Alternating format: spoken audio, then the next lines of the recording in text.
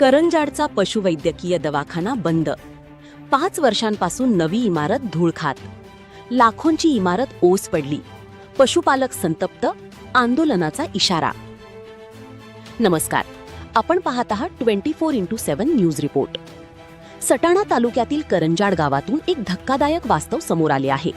शासनाने लाखो रुपये खर्च करून उभारलेली पशुवैद्यकीय दवाखान्याची नवीन इमारत तब्बल 5 वर्षांपासून धूळ खात पडली आहे. तर दुसरीकडे पशुपालकांना उपचारांसाठी खासगी डॉक्टरांचा आधार घ्यावा लागत आहे. अखेर ग्रामस्थांच्या संयमाचा बांध फुटला असून आता आंदोलनाचा इशारा देण्यात आला आहे. करंजाड हे साक्री शिर्डी राज्यमार्गावरील मध्यवर्ती गाव असून जाखोळ, नरकुळ, बंधारपाडे, मुंगसेपाडा, विजयनगर, मुंगसे, पिंगळवाडे, भुयाने, धोलबारे यासह तब्बल 11 गावांतील पशुपालकांचा या दवाखान्याशी थेट संबंध आहे. पशुसंवर्धन विभागाने या भागातील गरज लक्षात घेऊन येथे पशुवैद्यकीय दवाखान्याची स्थापना केली. मात्र आज परिस्थिती अशी आहे की येथे ना निवासी पशुवैद्यकीय अधिकारी उपलब्ध आहेत, ना मदतनीस. मिळालेल्या माहितीनुसार मदतनीस पदावरील कर्मचारी सेवानिवृत्त झाले असून वैद्यकीय अधिकाऱ्याचे पद देखील अनेक महिन्यांपासून रिक्त आहे. परिणामी पशुधनावर उपचार करण्यासाठी कोणतीही सरकारी व्यवस्था उरलेली नाही. यामुळे शेतकरी आणि पशुपालकांना आता खासगी डॉक्टरांकडे जाऊन अधिक खर्च करून उपचार घ्यावे लागत आहेत.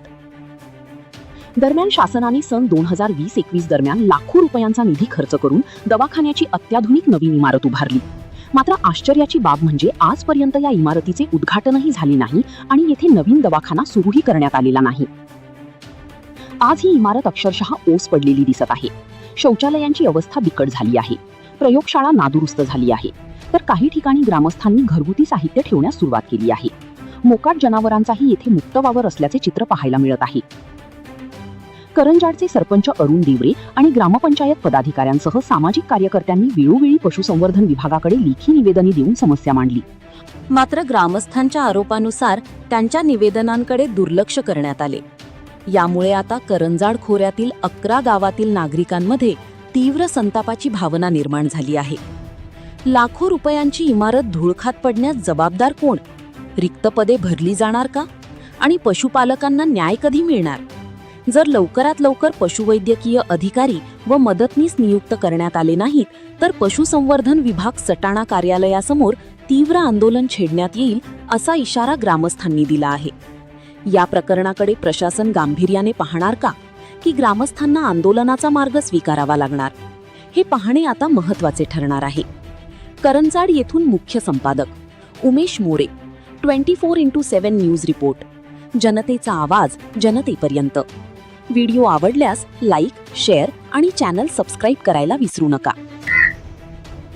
करंजाड पशुवैद्यकीय दवाखान्याची जवळजवळ 2021 मध्ये बांधकाम होऊन सुद्धा आज त्याच्या इतकी दुरावस्था झालेली की पशुसंवर्धन विभाग, पंचायत समिती बागलाण यांना पंचायतीच्या वतीने वारंवार निवेदन देऊन सुद्धा त्या निवेदनाला केराची टोपी दाखवली गेली. आज स्थितीला आमच्या करंजाड गावामध्ये पशुवैद्यकीय अधिकारी कोण आहे याची कोणालाही कल्पना नाही. आणि महाग पशुधन जेव्हा आजारी पडतं त्यावेळेस खासगी डॉक्टरांवर आम्हाला अवलंबून राहावं लागतं. आणि जी आम्हाला शासनाची योजना आहे, शासनाने एवढा मोठा निधी खर्च करून हा जो दवाखाना उभा केला आहे, या कशासाठी? दूध खाण्यासाठी का मुक्त संचार करण्यासाठी ठेवलेला आहे याचा मोठा प्रश्न पडलेला आहे. इथं मदतनीस नाही आणि पशुवैद्यक अधिकारी नाही. ही मोठी शोकांतिका आहे. रस्त्यावरचं गाव आहे, याला जवळजवळ 8 खेडे अटॅच आहेत. या दवाखान्याला सर्व शेतकऱ्यांचे हाल होत आहेत. सर्वांना खासगी पशुवैद्यकावर अवलंबून राहावं लागतं. तर शासकीय यंत्रणेचा कुठलाही लाभ पशुपालकास होत नाही. याची शासनाने दखल घ्यावी आणि लवकर कारवाई करावी. जर एवढ्या 8 दिवसामध्ये याच्यावर काही कारवाई झाली नाही तर पुढील 15 दिवसामध्ये आम्ही सर्व ग्रामस्थ करंजाड खोऱ्यातील सर्व पशुवैद्यकीय शेतकरी जमा होऊन त्यांच्या पशुसंवर्धन विभाग, पंचायत समिती इथे आंदोलन करण्याच्या तयारीत आहोत. ही तुम्हाला आता आम्ही सूचना देतो. याच्यावर चांगली कारवाई व्हावी अशी अपेक्षा करतो आणि थांबतो.